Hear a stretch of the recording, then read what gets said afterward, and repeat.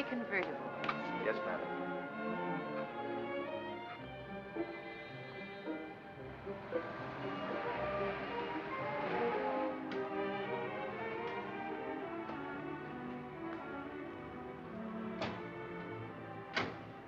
Turn off your motor, please. Come on. Close that door. What do you want? Come on, we'll talk inside. I'm the store detective. Well, I haven't time to. Won't take long. Open your bag. But I don't understand. Open it, please. I'm going home. I don't want to be talked to like that. All right, if you want it this way. Harry. Yes, Mr. Hogan? I just want you to witness this. See this pin? Yes, Mr. Hogan. Okay. You have a sales slip for that pin, madam? If you have, I'll take a look at it. Come on, come on. We're wasting time. You'll have a crowd here in a minute.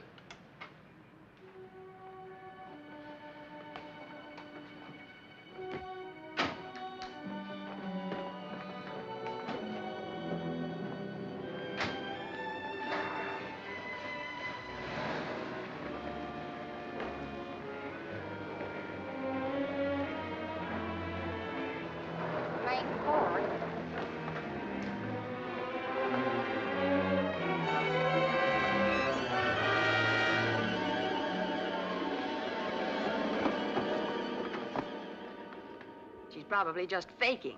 Yes, they usually pull a feint when they're caught, especially the fancy-looking ones. All right, lady. You're awake now. Let's have your name. No. I can't tell you my name.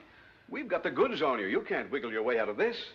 The sales girl here saw you do your shoplifting. I certainly did. The mermaid pin was $300, and she said she wanted something more expensive. So I turned partly to the showcase, and I could clearly see your reflection in the glass as she took... The pin was removed from your purse by Mr. Hogan here. Now, you can either give me your name and come clean with a statement, or you can save it all to tell to the police. Police? If you know what's good for you, you'll talk now. You mustn't speak, Mrs. Sutton. You're still dizzy and too weak to remember. Hey, wait a minute. What is this guy, a lawyer? Mr. Sims knows who I am. Why, yes, but I'm busy, Mr. Corvo. If this woman is a friend of yours, the best She's thing... no friend of mine. It's you I'm concerned about, Mr. Sims, and your wife, who is a client and a very dear friend of mine. I don't think she'd like all the trouble you're making for yourself. Why, you don't have to worry about me, Mr. Corvo. I'm in no trouble, I assure you. Not yet. But you're starting one of the biggest publicity messes any store ever got into. This woman whom you're badgering is Mrs. William Sutton, the wife of the distinguished psychoanalyst. Treating her like a common thief will bring more discredit on you and your store than on her. Miss Wilson, will you see if Mrs. William Sutton has an account with us? Yes, Mr. Sims. I'm sure she has. You know, your job as manager is to protect your clients as well as your store from scandal. I don't need any advice about my job, Mr. Corvo. You'll think a little differently when you see your name splashed across the front pages as the man who hounded a proud, sick woman into a nervous breakdown. Oh, she's sick now. You know she is. You've had experience. A woman as wealthy and civilized as Mrs. Sutton isn't a thief. But the pin was in her purse. It wasn't the thief who put it there. I see. You mean she's suffering from kleptomania. Dr. and Mrs. William Sutton have had a charge account with us for 5 years. I see. Yes, I see. What you see is that Mrs. Sutton is wealthy enough to buy a dozen such pins. Oh, now, look, Mr. Corvo, I don't want any trouble. Exactly it just what I happens. thought. However, we'll have to make a record of this matter and keep it on file, even if we don't report it to the authorities. Thank you very much, Mr. Sims. Oh, and I suggest that you add the cost of the pin to Mrs. Sutton's bill, which will solve the immediate problem to everybody's advantage. It's now legally yours, Mrs. Sutton. You've bought it, paid for it, and are free to wear it without agitating the police.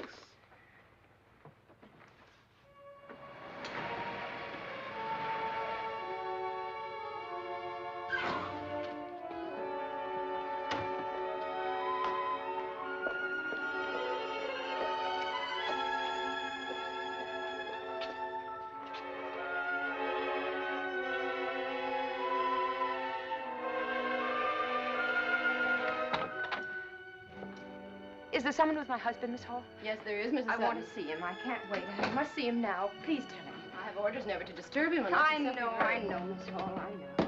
Of course, if you're ill, Mrs. Take a Sutton, note or there's anyway. something... Just give it to him. I'll wait upstairs.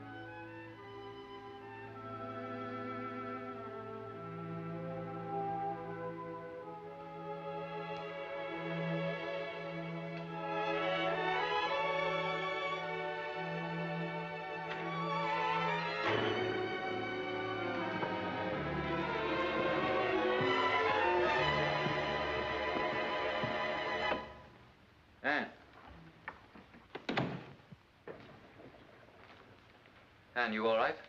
Hello, darling. What's wrong, dear? Nothing, darling. Thanks. Nothing.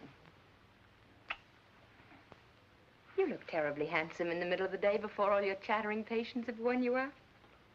Miss Hall told me you came in very disturbed. She said you insisted violently that that's so silly, violently.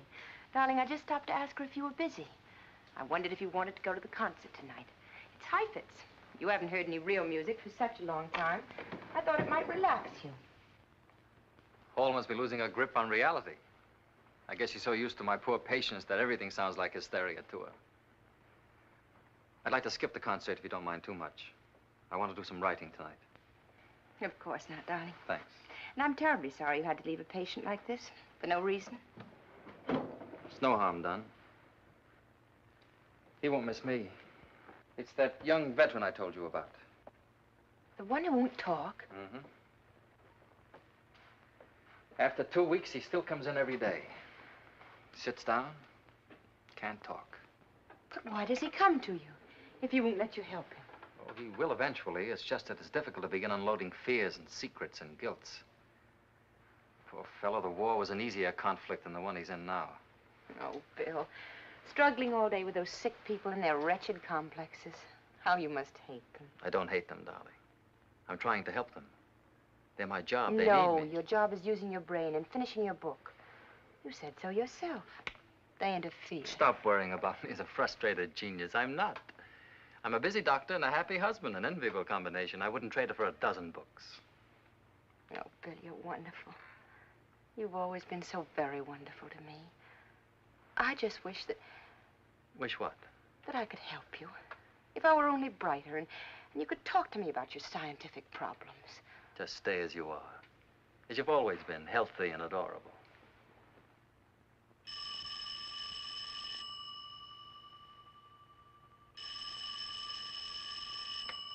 Dr. Sutton's residence. Who is it? Who's calling, please? Just a minute. Mr. David Corvo. Oh, tell him I haven't time to... Oh, never mind. You can clean up later.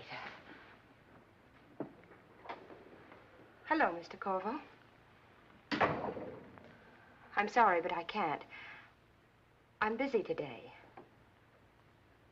Mr. Corvo, it's utterly impossible. I have a luncheon engagement. But why should I see you? I quite understand. Of course, if you insist. Yes. Yes, I'll be there. 1 o'clock.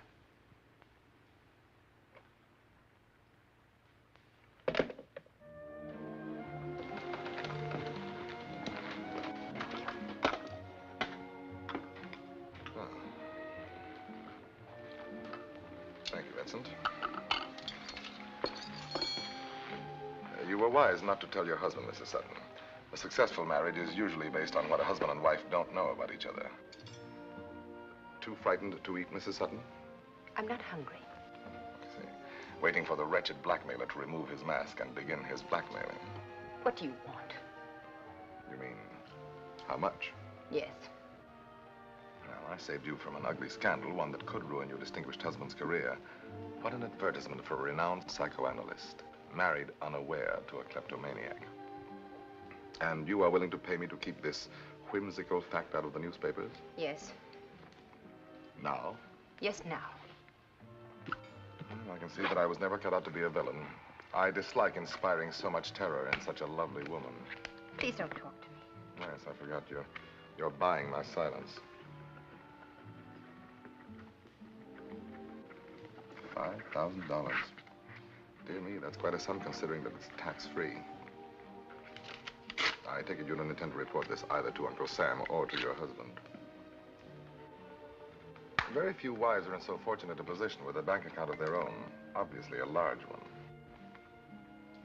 That's all I'll pay. That's quite enough. Isn't it? You're rather disillusioning, Mrs. Sutton, for the wife of so brilliant a man as Dr. Sutton. First of all, for your stupidity in assuming that you can get rid of a blackmailer by giving him money. Secondly, and worse, by identifying me as a nasty crook. Here's your check, Mrs. Sutton. You disturbed my vanity rather deeply. I always fancied I had a fine, upright look and that an honest heart shone out of my not too splendid face. Oh, I'm joking, Mrs. Sutton. Please, Vincent here is an old friend. I wouldn't want him to think that I was an ogre that makes beautiful women cry into their soup.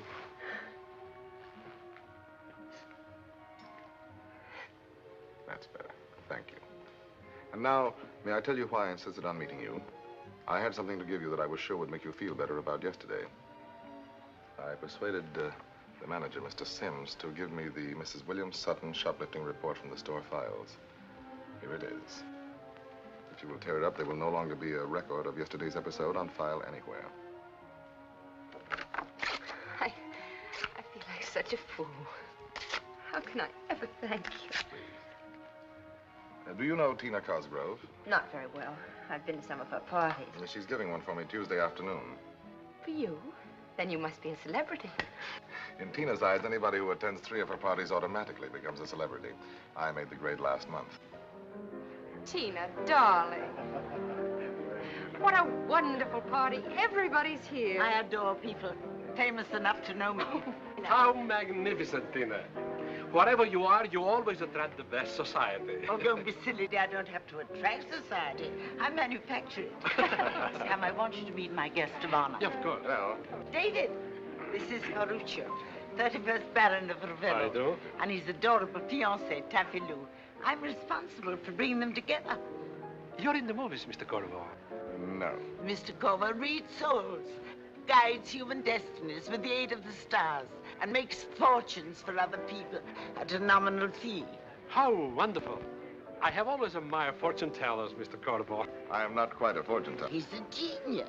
Before you go, you must attend one of his lectures on hypnotism. Nor am I quite a hypnotist. I use a number of sciences in my experiments with the human family. For instance, you, Baron, are obviously born in November. Late November.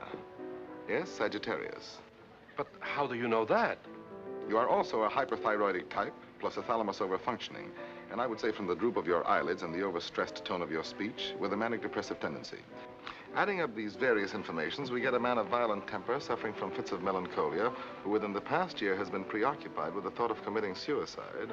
But how can you know? I have spoken it to nobody except my Taffy Lou. And how the stars tell you that? Not the stars, my eyes. They too are a science. The cut is only recently healed. A bad one. But this man is marvelous. You mustn't move a step from now on without consulting him. I'll arrange everything. I'll bring him to Italy for your wedding. All it will cost you is expenses for David and me in Rome. It will be a pleasure. Darling, you make us sound like a pair of pickpockets, which is unfair to one of us. Will I get you a drink, Anne? Yes, please. Arrivederci.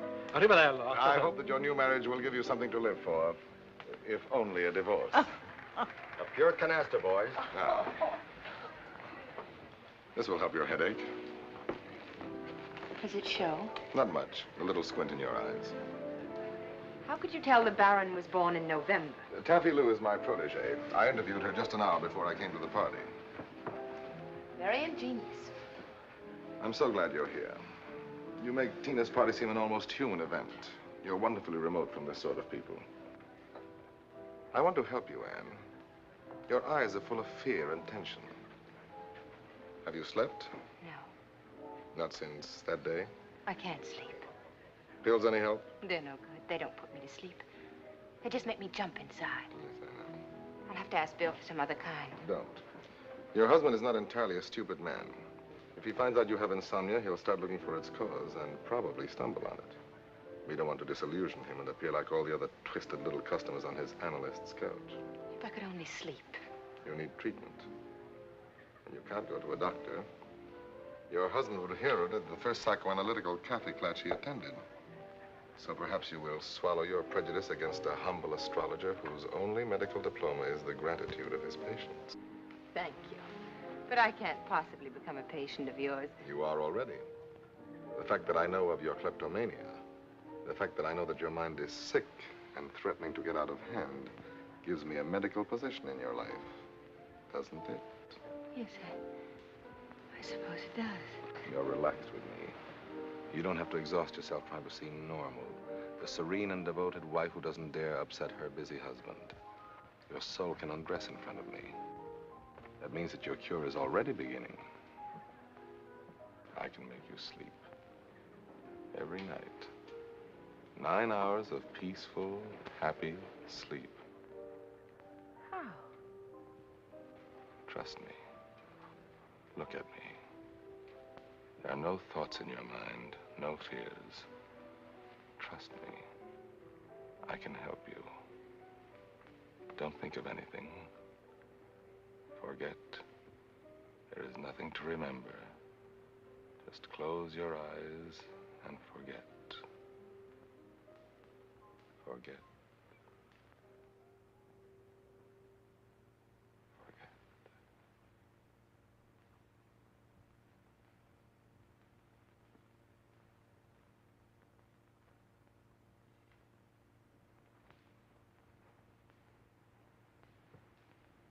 Can you hear me, Anne? Yes. You can hear only my voice. All of the sounds have faded away. You will hear only my voice until I wake you up. Yes. You must do what I say. Do you know that? Yes. Go to the window. Draw the curtains. Go to the door. Close the door. Then come back and sit down. Now,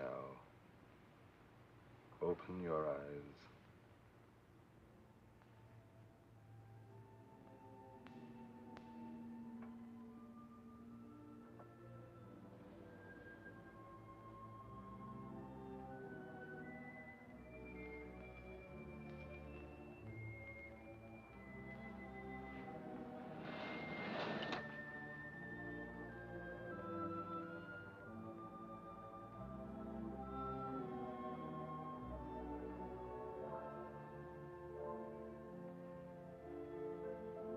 Close the door.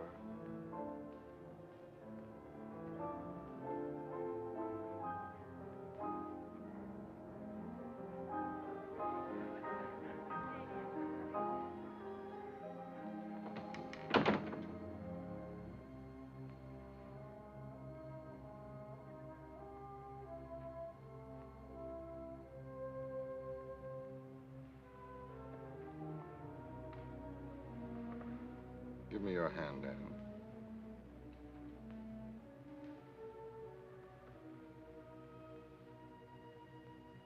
Put your hand in mine, Anne. Hold my hand.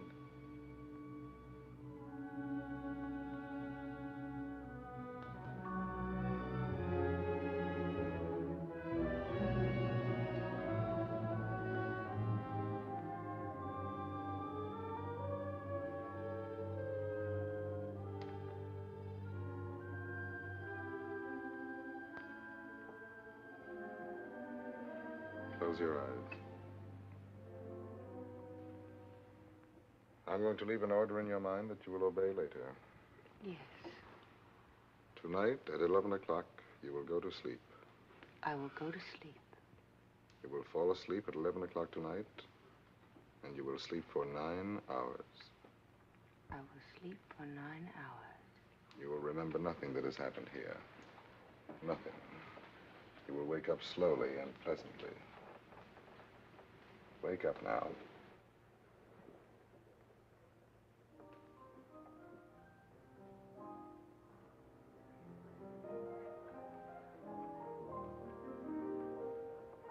Was I asleep? You relax for a moment. Feel better? Oh, yes. Much. I really feel so rested. And you will sleep tonight without any trouble. What if I do? Sorry. Oh, Terry, come in.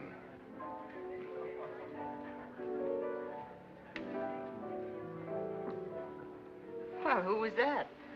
The woman who no longer admires me as much as she used to. Her name is Teresa Randolph. At 3 o'clock tomorrow, Anne? What about 3 o'clock tomorrow? I'll expect you then at my apartment. Your apartment? You give that simple word a wealth of sinister meaning that almost brings the Victorian era back into existence. I work at my hotel. I find it more convenient and less expensive. I'm sorry. 3 o'clock tomorrow? Yes, I'll be there. Good. Look, the 31st Baron of Ravello looks as if he may escape with all his palaces in your absence. You better do something about I'm it. delighted to have brought back a little of your wit, even at my expense. Ma barone, perché andate via quando subito? Rimanete qua, vi prego. In the meantime, I'll fix E it. siete mio invitato favorito, bravo. How do you like that? Qui. He speaks Italian, too. Excuse me. Poor girl, simply out of her mind.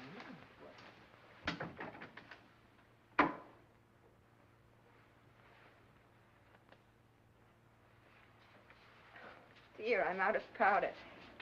Care to use mine, Mrs. Sutton? Thank you. It's a bit dark. I like that shade. Yes, it keeps one from looking like a corpse in the sunlight. I'm Teresa Randolph. How do you do? I owe your husband a great deal. He's a very brilliant and honest man. Yes, he is all of that. Have you known David Corvo long, Mrs. Sutton? Not very. I have. Of course, it's none of my business, my dear. I belong to no Wives Protective Association. What do you mean? I mean only to be helpful. I'd like to warn you about David. Warn me? Aren't you being rather presumptuous, Mrs. Randolph? You have no reason to be jealous of me. I'm old enough to be your mother. Jealous? He's after your money, Mrs. Sutton. And he'll get it. He'll keep after you till he has what he wants. He never stops. He's lived off women all of his life. That's contemptible. I won't listen to you. I forbid you ever to talk to me like this about David Corvo. I warn you, I'll stand for it. Girls battling over dear David in my bedroom. It's the most dramatic thing that ever happened in it.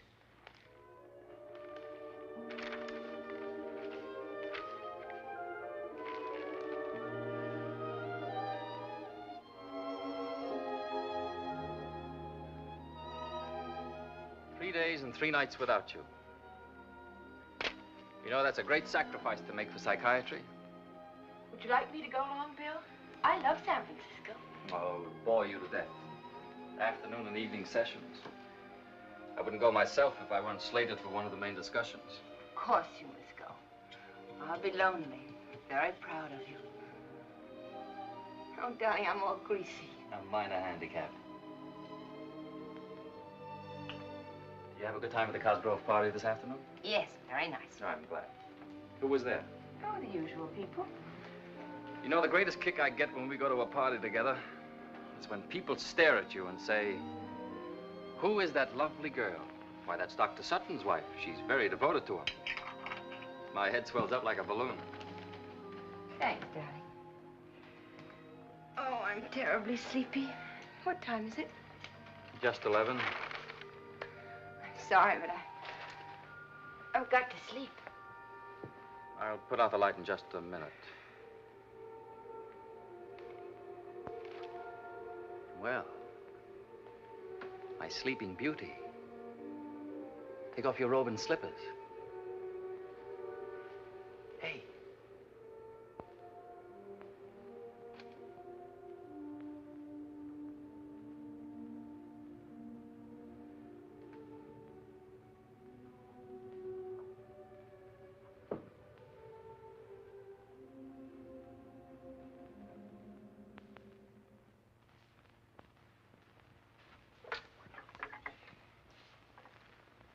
Hello, Daisy. I'm expecting a visitor, Mrs. Sutton.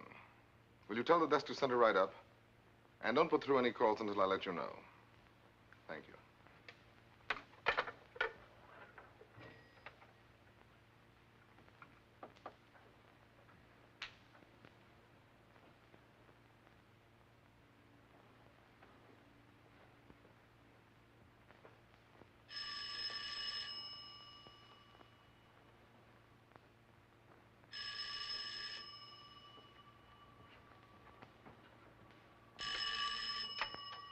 Now, Daisy, I told you I didn't want to be disturbed.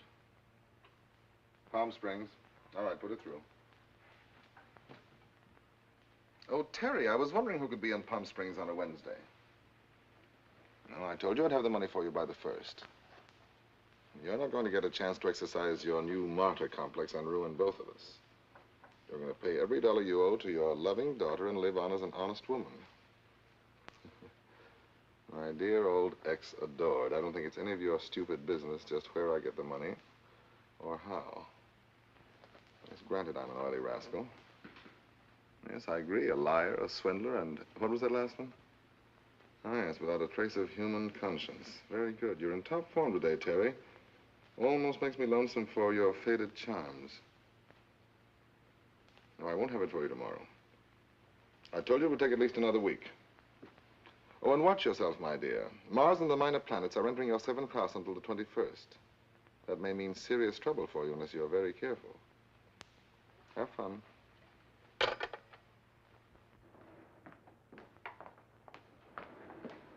Is Mr. Corvo in? Mrs. Sutton? Yes. Please go right up. Apartment 9B. Where's the house telephone? Right over there, but Mr. Corvo is expecting you. Thank you. Apartment 9B, please.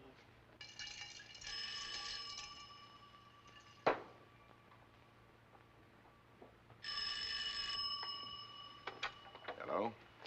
Oh, my dear Anne, where are you? Well, you're very prompt. That's always a virtue in a patient. Please come up, 9B. What? My dear Anne, you're being utterly absurd. I always see my patients in my apartment. Well, it's my office. Very well, I bow to your abysmal scruples.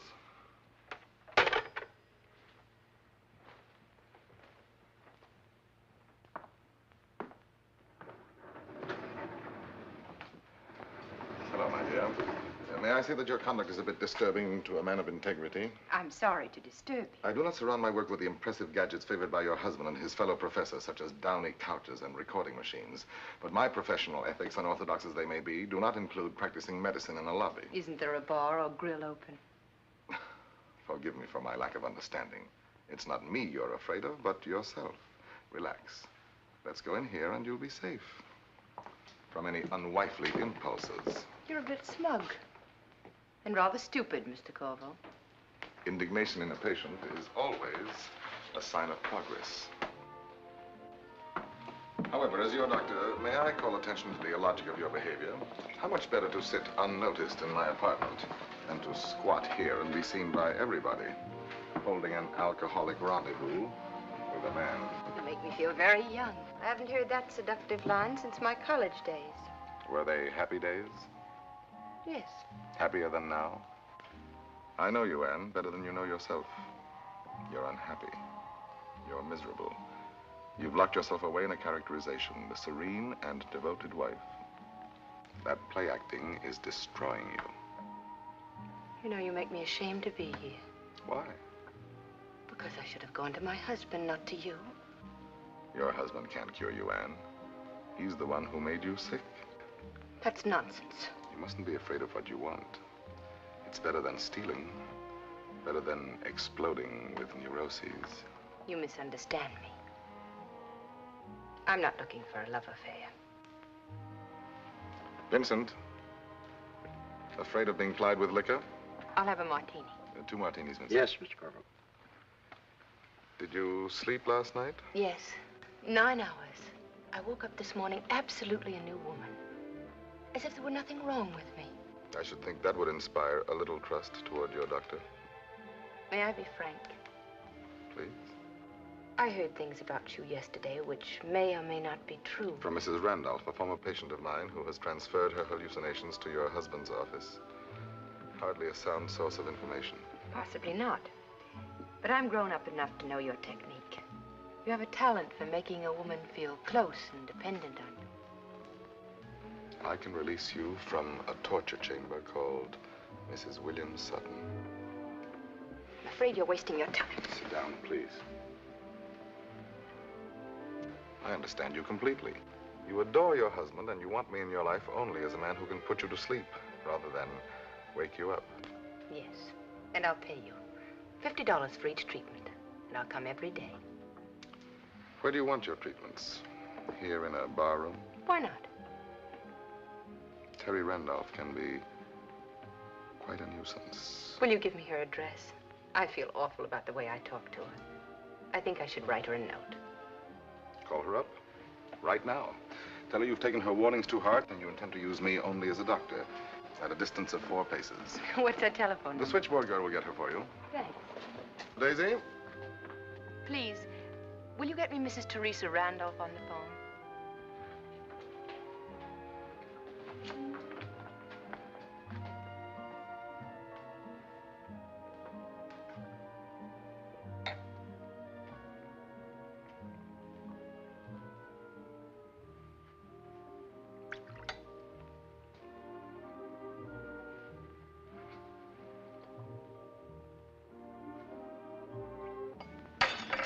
Vincent.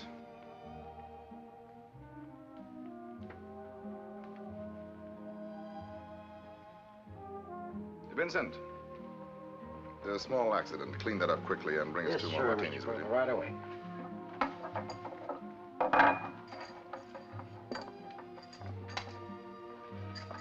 Hurry it up, will you, Vincent? Yes, sir. Mrs. Randolph doesn't answer. Shall I try again later? Yes, please. I'll be in the bar with Mr. Cooper. Well? She wasn't home. Oh, too bad. Finish your drink. Relax, and we'll begin our treatment.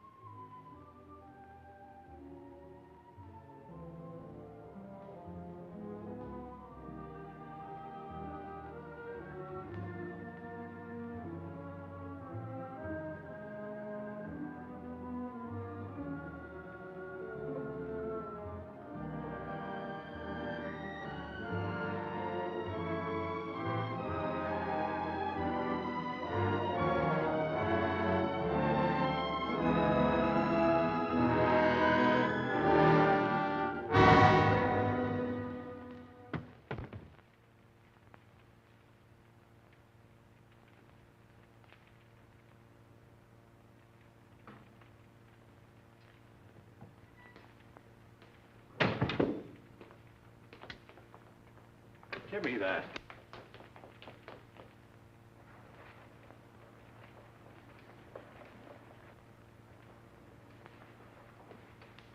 Dead? Yeah. Turn off the burglar alarm. I'll call the police.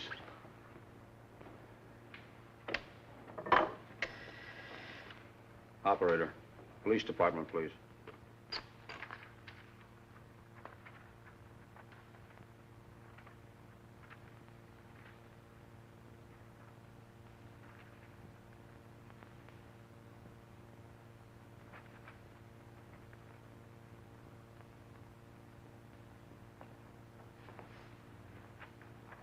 This is your statement, Mrs. Sutton. If there's anything you don't agree with, please mention it.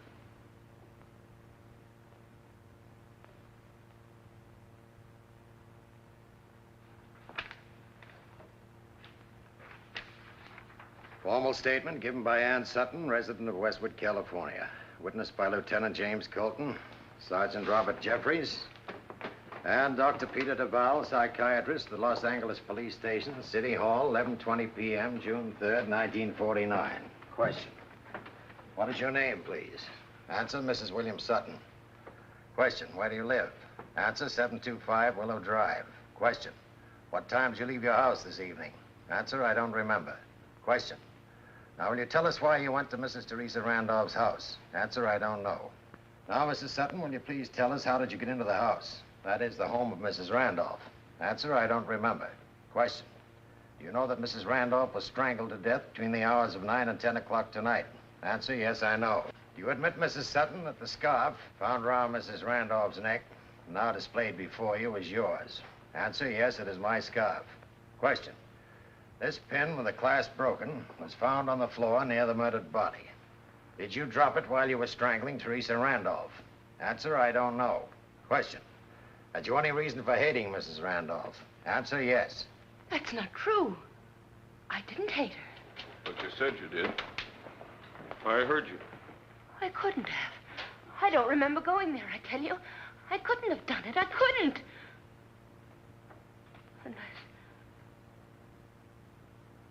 Unless I'm crazy. Unless I'm crazy. If you wish, I can remove that remark about hating Mrs. Randolph from your statement. Doesn't matter. I'm all so mad. I'll continue reading that. Question. Did you go to Mrs. Randolph's house for the purpose of killing her? Answer, I don't remember going there. Hello? San Francisco. This is Dr. William Sutton. I'm sorry, I can't hear you. Would you mind repeating? Yes, Mrs. Randolph's a patient of mine.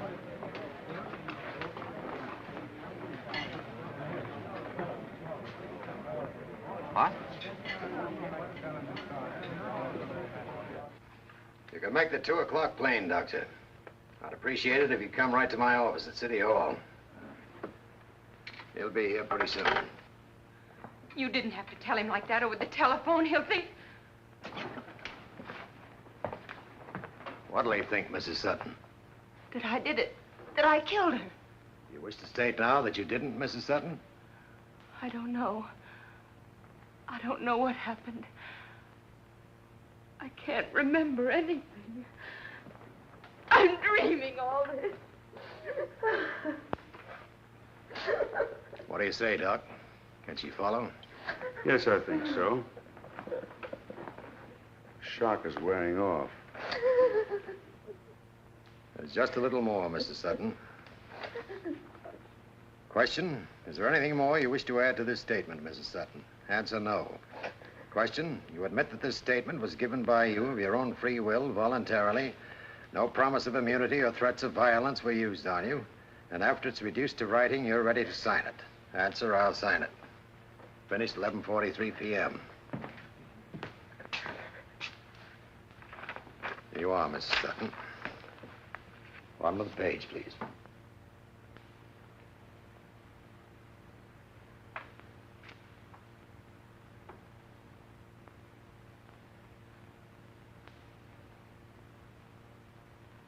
Thank you.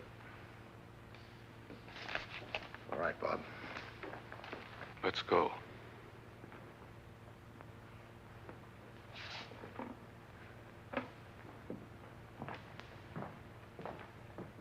I don't care what she signed. She's not guilty of murder.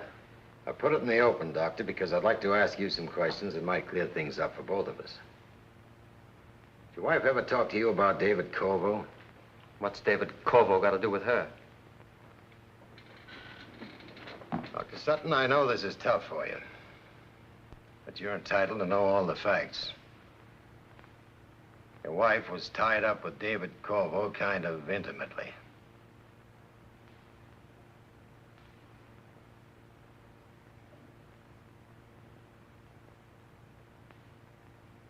It's ridiculous. I don't believe it.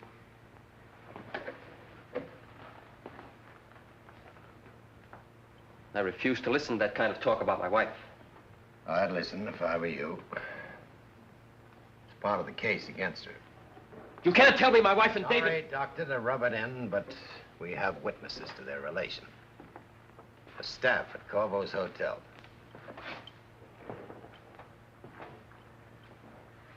But it can't be true. It must be part of some fantastic plot against Ann. Last week, your wife denounced Mrs. Randolph in a fit of jealousy for coming between her and Corvo. Happened at a party. Your wife paid daily visits to Corvo's hotel for a week before the murder. She sat drinking with him in the bar room. She quarreled with him there one day, broke a glass, then rushed out to telephone Mrs. Randolph. You have witnesses for that? Yes.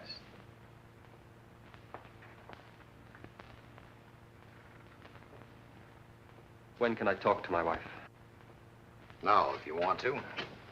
She's waiting in Dr. Duval's office. Get her, will you, Bob? You understand? It'll have to be in front of me. If I could have 10 minutes alone with her. Sorry, police regulations. But we'll stay out of your way. We're not trying to throw any curves in this case, Doctor. Isn't necessary.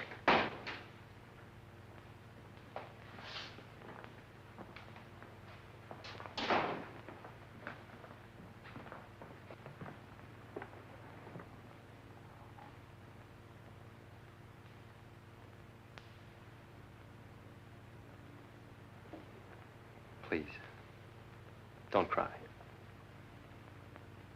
I won't. Thanks. Sit down, Ann. I think I ought to explain, Doctor, that anything your wife says in answer to your questions may be used against her. We understand.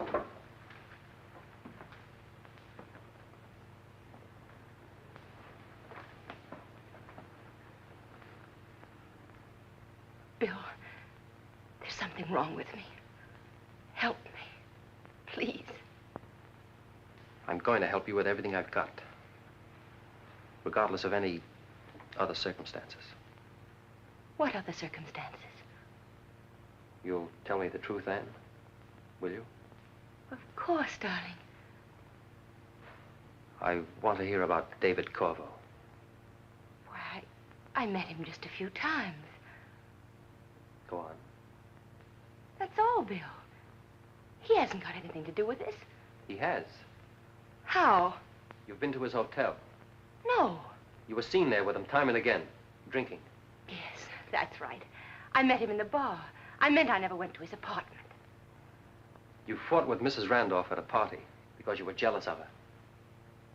Jealous? How can you think that? Do you love him, Ann? Oh, no, Bill. It's nothing like that. And forget that I'm your husband. That doesn't matter now. We'll talk about that side of it later when you're out of your present danger.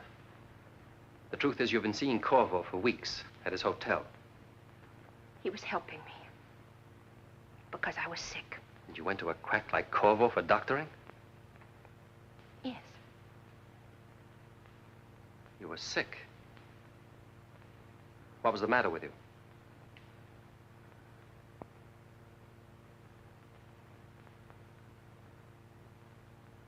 And how did it start? How did you meet him?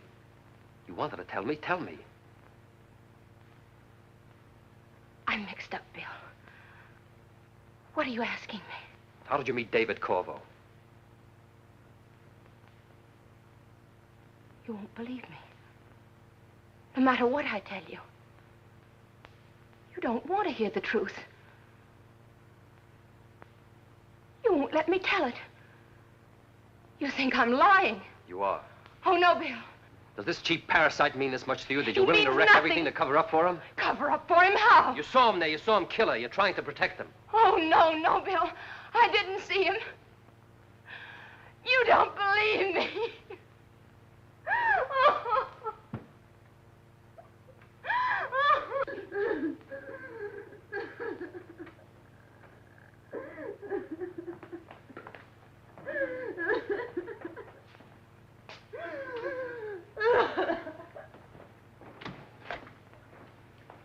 I'm afraid it's pretty obvious, Doctor.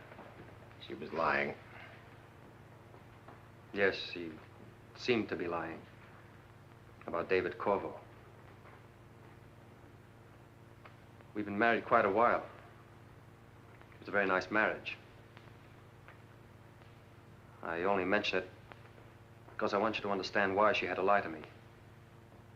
It's very hard telling that kind of truth to a husband who's trusted you. I see. You charging her with murder, Lieutenant? Yes. Tell your lawyer. She didn't do it. She's protecting Corvo.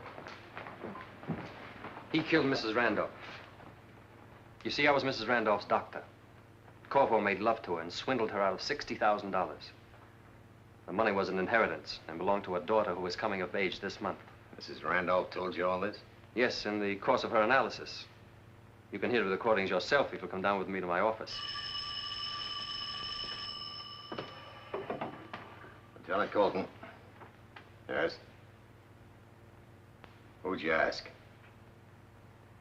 Get a hold of the manager. Maybe he'll know where he is. That was a report on Corvo. He's not at his hotel. You let him get away. He escaped. Take it easy, Doctor. If you have any facts, I'll be glad to hear them. But he's gotten away, I tell you. Facts, Doctor. You say that Corvo and Mrs. Randolph together stole $60,000 of her daughter's money. Yes. I advised Mrs. Randolph to tell her daughter the truth. And to take David Corvo into court and face the whole rotten mess is the only way she could keep her health. She agreed. She saw Corvo and gave him a week to return the money before taking action. He beat her up and threatened to kill her. But she was determined to go through with it. She was going to notify her daughter and a lawyer on Monday. Corvo killed her to keep from going to jail as a swindler. Hold it a minute. Sounds pretty solid to me. Lieutenant Colton? You have, eh? Where is he? What? Okay, get over there. I'll be right with you.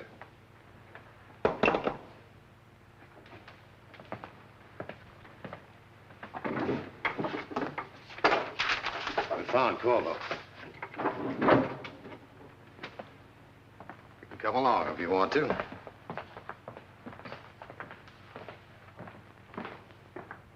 In here, Lieutenant.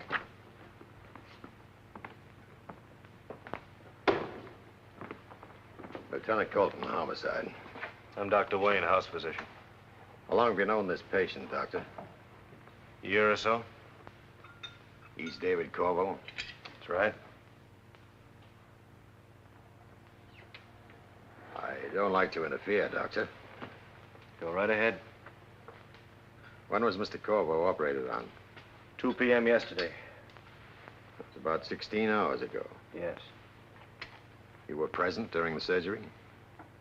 I assisted Dr. Winslow. What surgery was done? Gallbladder removal. How is he? He'll be all right. Let it go too long, they usually do. I advised him 6 months ago. May I look at the chart? You're Dr. Sutton, aren't you? Yes. Thought I recognized you. You've doctored the chart, Miss Elliott.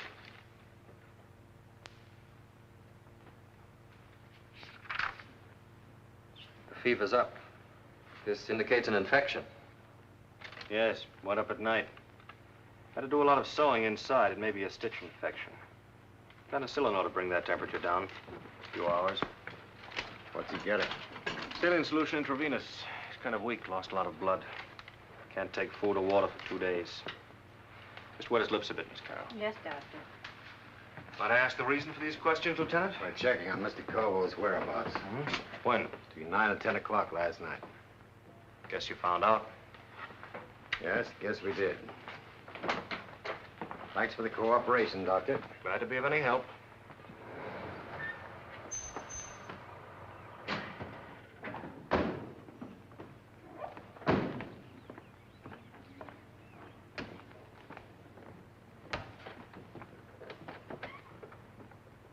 There's something wrong with it. There's something wrong about what we saw at that hospital. I know how you feel, Doctor. I've had theories blow up in my face kind of often. Forget about Corvo and get a lawyer for my wife if I were you. It's not a theory, Lieutenant. You'll hear facts. I didn't tell you half of them. I don't care how, when, or why, but it's Corvo.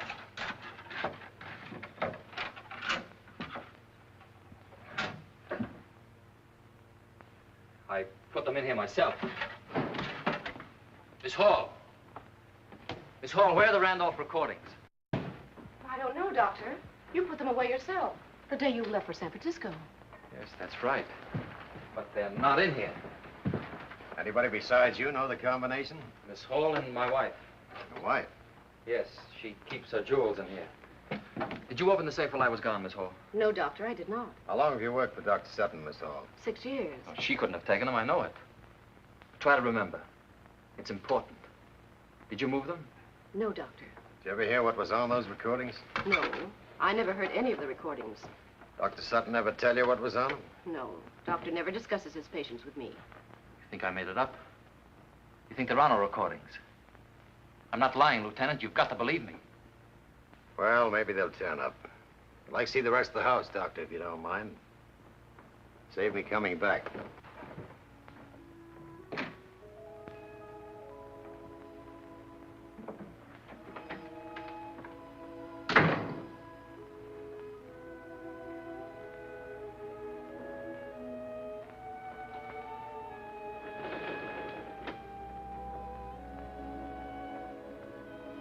It's your wife's handwriting, Doctor?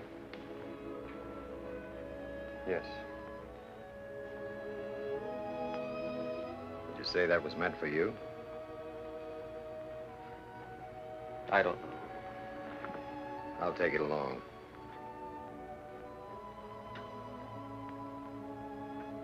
You better get yourself some sleep. I'll give you a ring if I turn up anything new.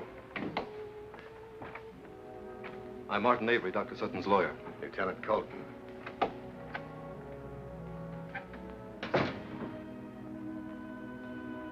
Bill, you know how I feel.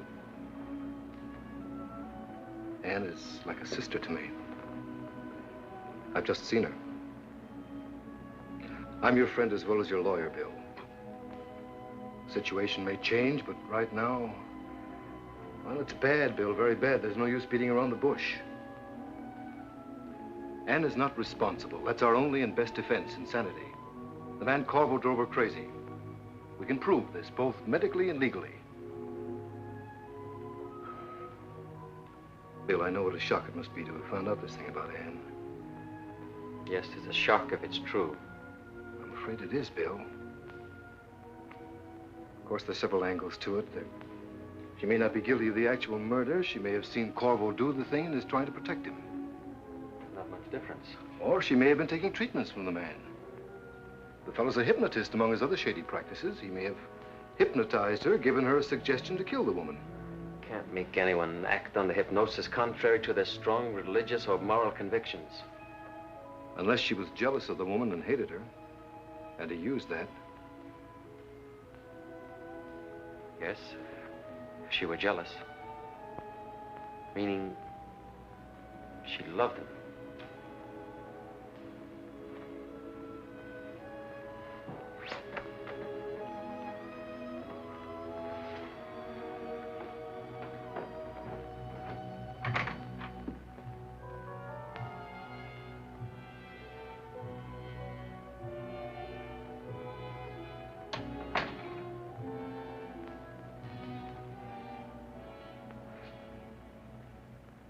Sit down, Dr. Sutton. I'll try not to doze off if you want to talk to me, Dr. Sutton. My fever's down, back to 101, I think. I'd give a lot for a sip of water. Please sit down. Easier for me to talk to you. Police still holding Ann? Yes. Stupid. Arresting an innocent woman. Medical chart meet with your approval, Dr. Sutton? You were in great pain last night. The notation of an oversensitive nurse. A few spasms. Does Ann know I'm here? I don't know. I meant to call her this morning until I read the papers. Rather, the nurse read them to me. My eyes aren't focusing yet. Typical police bungling the whole thing. Ann isn't guilty. What makes you certain? The motive, jealousy. Completely stupid. Ann wasn't jealous. Just a few days ago in my apartment, we discussed Terry Randolph thoroughly. My wife was never in your apartment. If you insist. What was said by you and my wife about Mrs. Randolph? Wherever it was said. I told Ann I was through with Terry, and she believed me. A man of experience always knows when a woman believes him. She was all over her jealousy. Sorry. It's hard to think. Full of drugs. Shouldn't have said that to you. Why not? Wrong to tell things to a husband. What are you telling me? Say it. Say it straight, Corvo. I didn't know one had to blueprint the facts of life for a great psychoanalyst. You're lying. You're not drugged, you're acting. You want me to think Ann loved you. You want me to believe that, don't you? Don't you, you cheap rat? Your bedside manner is a little odd, even for a psychoanalyst. Poor Ann in jail, in real danger, and you bellowing with wounded vanity. If you can rid yourself of some of your husbandly egomania, maybe we can both help save her.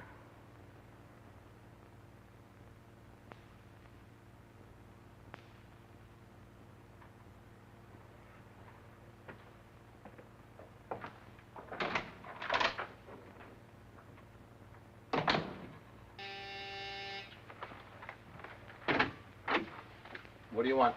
I'm Dr. Sutton. I was told Lieutenant Colton was here. You'll have to wait downstairs. Let him in, Andy.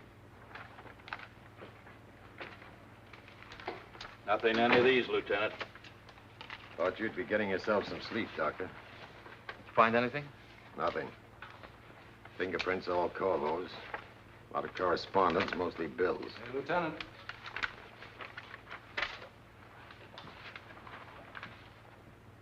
Finally got a bite, Lieutenant. Looks like a woman's. Yeah. Index, middle finger, and thumb. All clear as rain. Looks like the lady was her, all right. Bring these to my office. Keep looking. Coming, Doctor?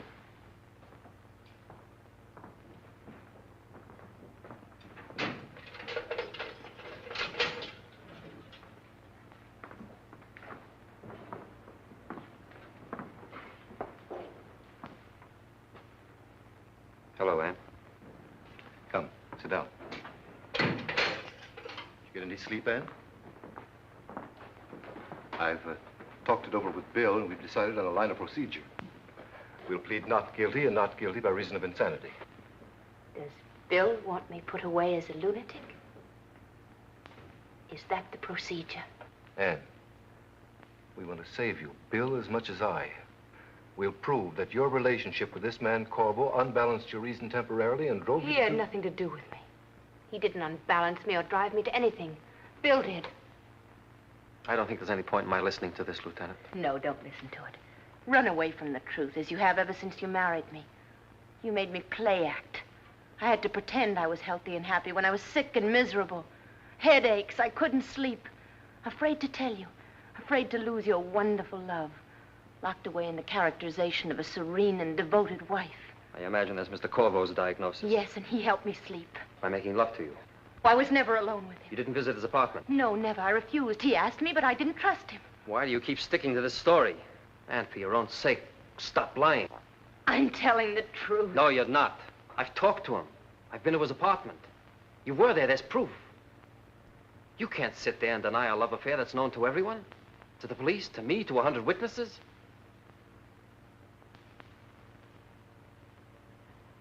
You've made your choice. You don't want my help. I can't be of any more use here, Lieutenant.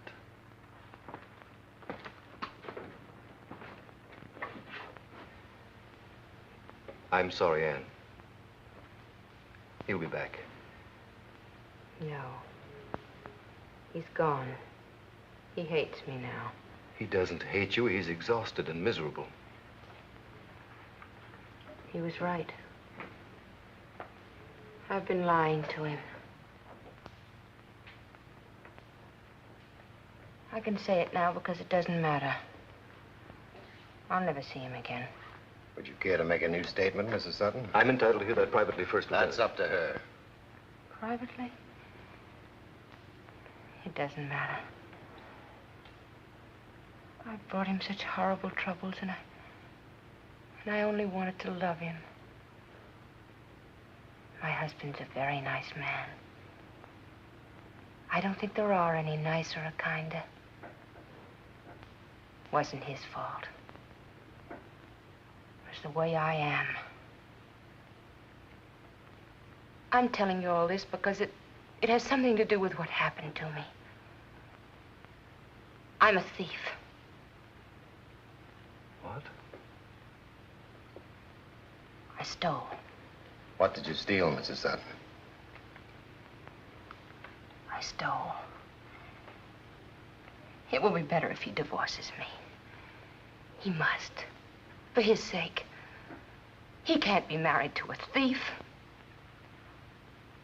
I did it before I stole. In school, when my father wouldn't let me spend money. And even after he died, he tied it all up in a trust fund. Thousands and thousands of dollars, but I could never have a new dress. Or have anything I wanted. That's how I fooled my father. By stealing. He didn't love me. He thought he did, but he didn't. Nobody ever caught me. I thought it was over when I left school and met Bill. I wanted to tell him.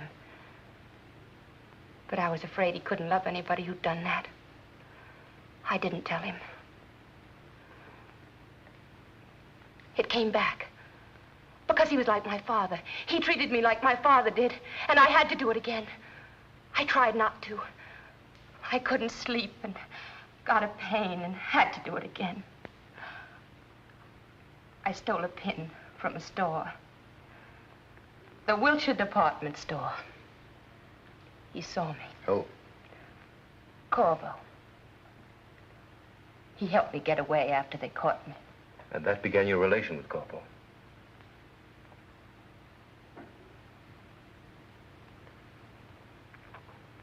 I've told it. Is there anything you wish to add, Mrs. Sutton?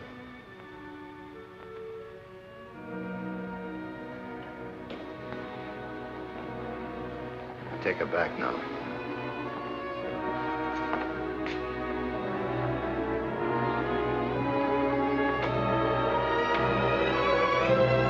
Well, Doc? I don't know. She may be telling the truth. Or she may be laying a foundation for an insanity plea. She's telling the truth. And that gives us our first link in Corvo's hold over her. Blackmail. Quite a peculiar customer, this Corvo.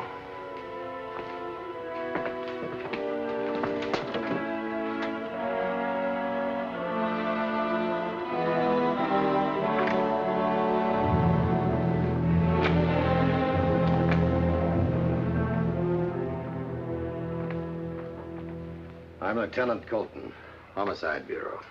I saw you this morning, I think. You like talking? Not much. I won't bother you too long, then. How'd you happen to meet Mrs. Sutton? I imagine she's told you. You tell me. We're checking with the Wilshire department store, so if it's true, you might as well tell me. It's true. You saw her steal a pin and helped her out. That's right, Lieutenant. I understand you had quite a talk with her husband this morning. Yes.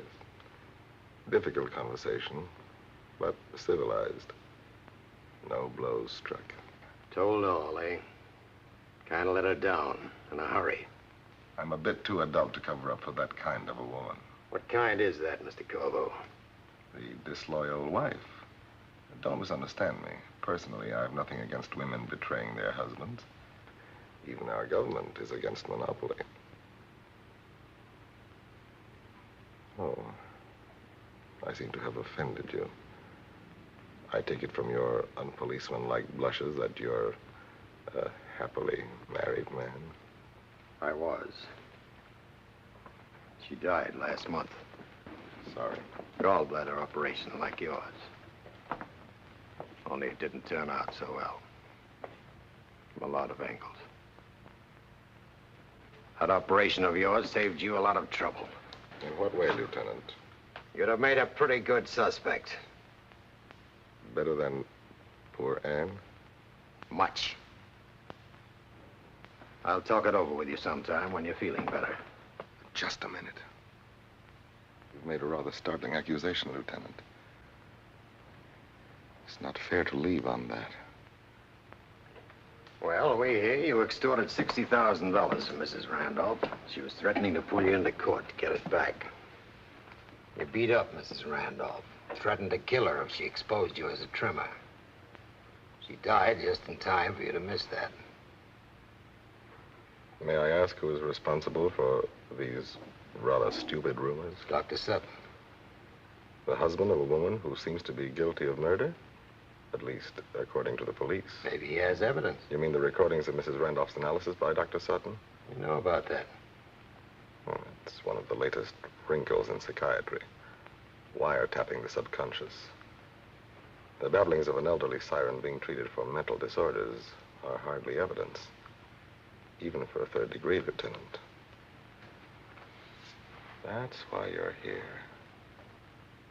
You've been listening to Mrs. Randolph accusing me from beyond the grave. Why not let me hear the recordings, Lieutenant? I think I'm entitled to know what else is in them, Lieutenant. I have a certain standing that might well be ruined, but...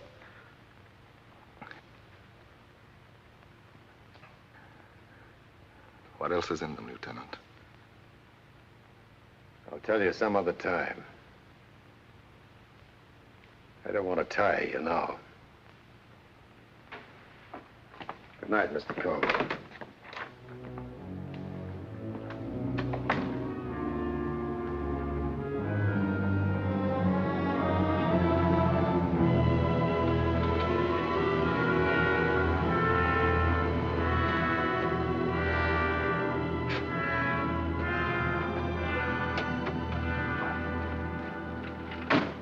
I had to see you, Lieutenant.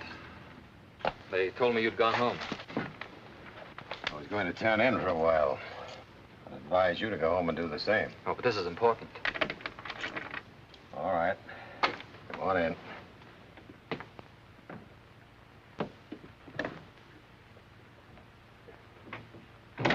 Kind of empty in here. I usually go in the kitchen.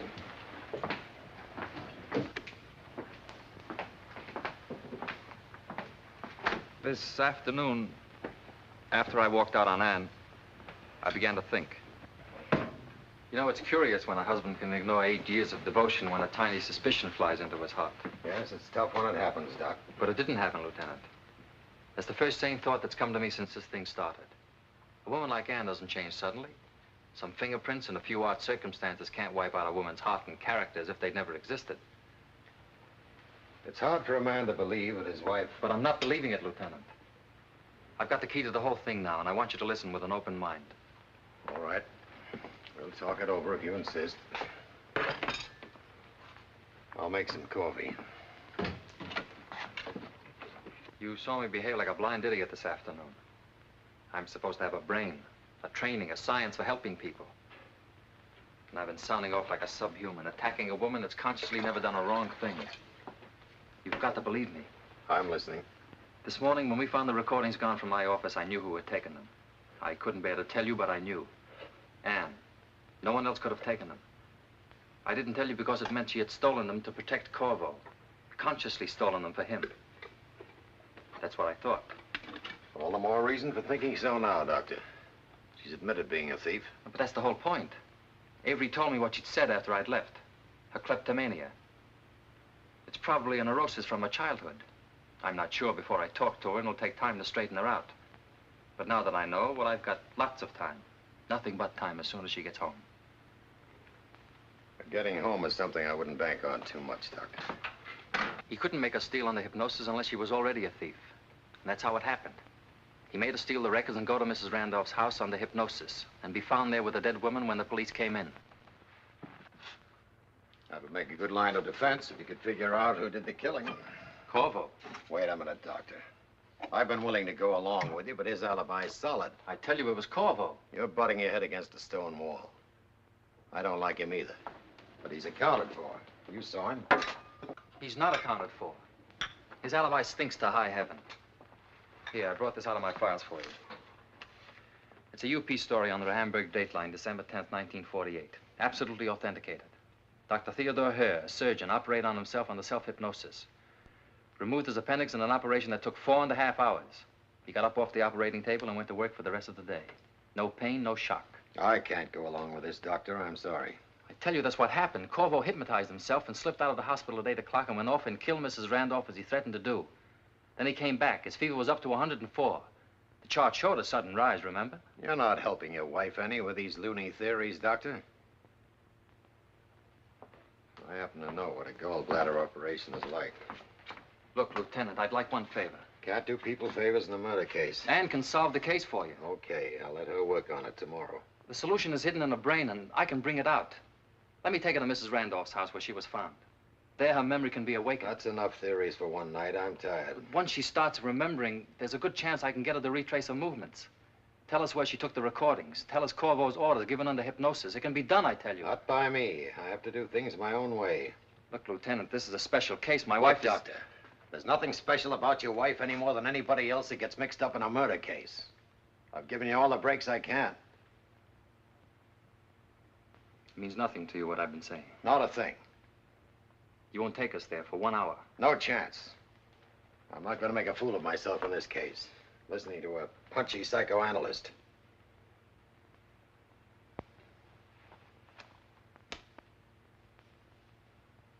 I guess I'm the fool. Twice in one day. I can't expect you to see Ann with my eyes. She's my wife, not yours. Sorry to have bothered you. See you tomorrow. Daisy tells me the police were here this morning. It's a shame to bother you when you're so sick. That's the way the police are. Always walk right in. I knew Mrs. Randolph rather well. Yes, the girls were saying... What were the girls saying? There's a big news story in the papers this afternoon about the police suspecting somebody besides Mrs. Sutton. Who? They don't give any names, but seems there are recordings of Mrs. Randolph's accusing somebody. They say these recordings would show who the real murderer was, no matter what alibi he has. And they're hunting all over town for them. Who's hunting? The police. They say that a new arrest will be made as soon as they find the recordings. There, I think you'll sleep tonight. In case you don't, Miss Carroll's on the floor. She has the pills. Tell her not to disturb me, please. Want your light out, Mr. Corvo? Yes, I just want to sleep.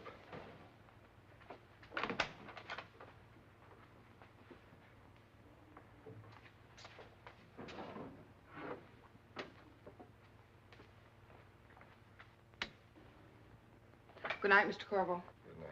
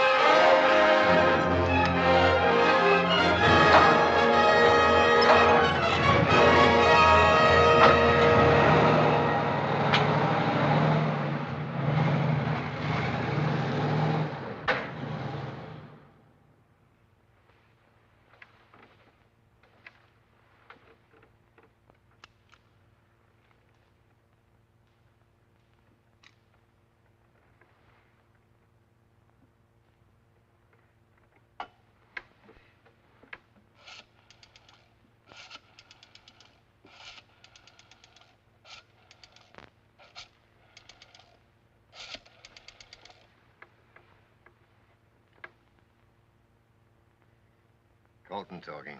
Who's this? Listen, Andy. Get Mrs. Sutton down to my office.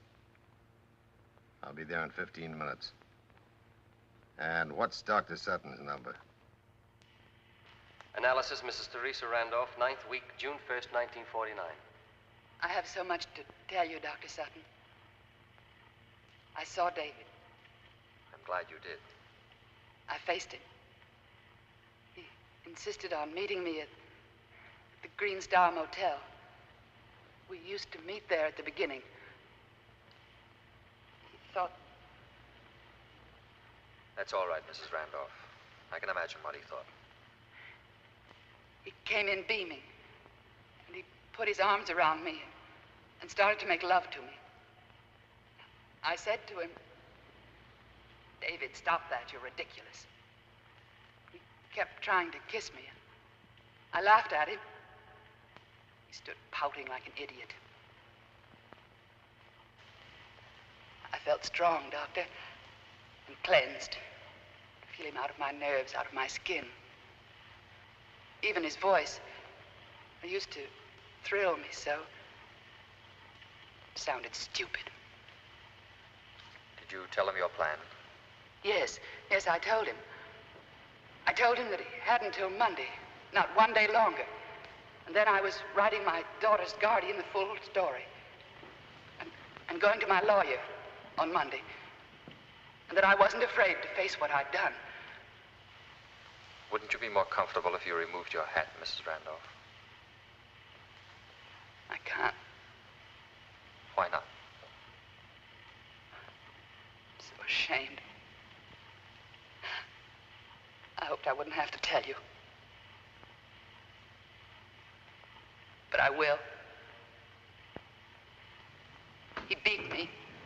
He hit my face. The hat hides the bruises. He beat me and he said he'd kill me before Monday unless I changed my mind. The motel owner really saved my life.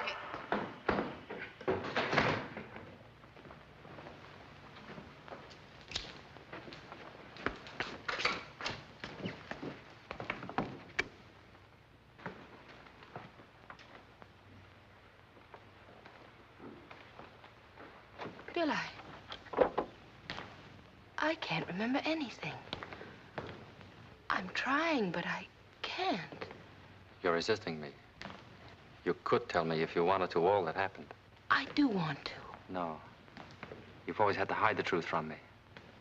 Your mind does it by itself out of long habit. But you know the truth now. I'm not hiding anymore. I'm trying to remember. Anne. When did you first steal something?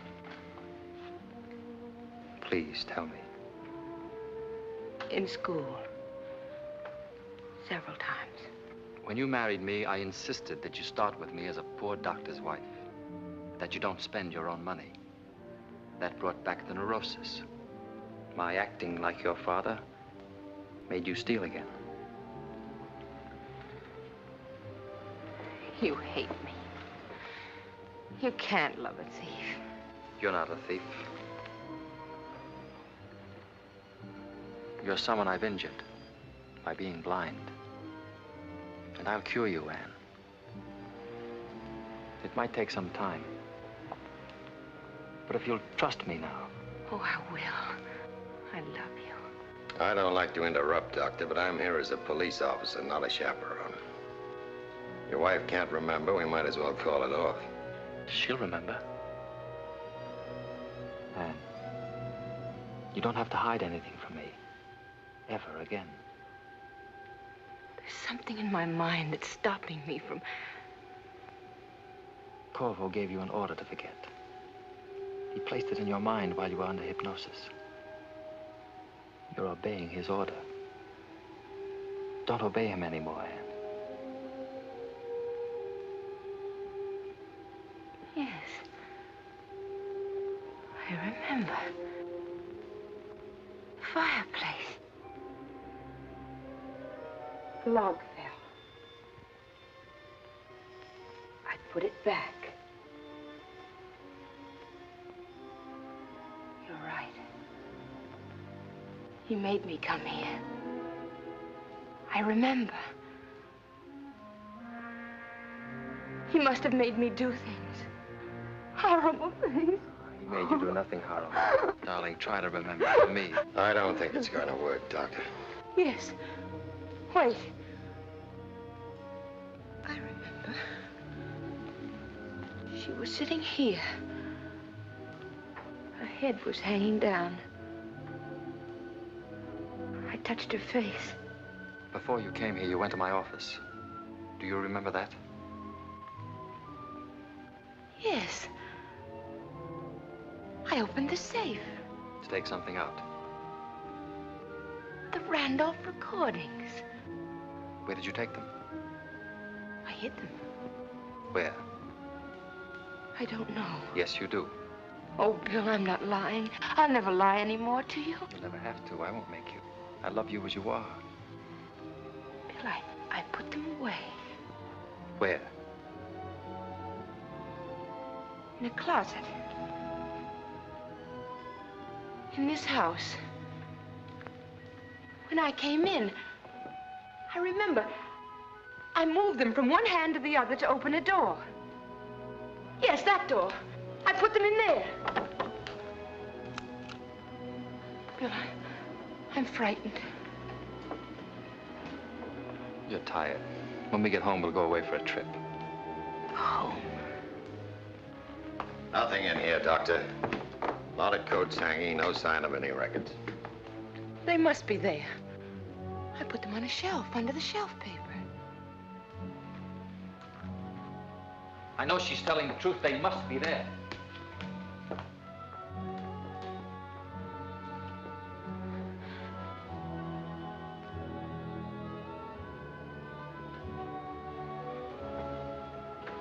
Don't move, Anne. When they come back, tell them the records are upstairs in one of the upstairs bedrooms. I can get away if you do that. Otherwise, I shall have to shoot. Please believe what I'm saying. And don't rely on my sanity. Send them upstairs. If I get away, no one will be killed. Anne, the records are not in the closet. I want you to try remembering again. Your wife looks tired, Doctor. We can come back tomorrow. Her memory's working now. It'll work just as well in the morning. Yes, tomorrow. You promised me an hour, Lieutenant. If she can't tell us anymore, we'll search the house. We can begin with this room. Oh, Bill, I remember now. What? Upstairs. You took the recordings upstairs? Yes, to a bedroom. Are you certain? Yes, in a bedroom closet on the shelf. We'll have a look. Bill, I'm lying. I can't lie to you anymore, no matter what happens. They're not upstairs. Bill, he's here. He's hiding there. Corporal. Don't move your hand, Lieutenant. I'll shoot. Stand still. The records you're looking for are in a very natural place. On the phonograph. I found them somewhat amusing. I didn't see him after this. They'll entertain you, I hope, But he telephoned me. during my departure. He woke me up in the middle of the night. He said, I'm not pretending, Terry. I will kill you if you force me to. And nobody will ever know who did it. Don't move. Then he denounced you, Dr. You're Sutton. bleeding to death, Corvo. Look. He said he hated you, and that you were responsible for everything. Stay there. And I said yes. You'd better let us help you. Yes, Dr. Sutton has given me the Stand strength back. to live as a human being. You're too clever for this, Corvo. You know you can't get away. I'm frightened. I've done many things too clever for you to understand. David Corvo. I've overlooked nothing. He's evil. You'll never and make it. dangerous. I'm terrified. He'll I'm make afraid me you're right. what he'll ever know. He'll never pay. Tonight I was a bit stupid.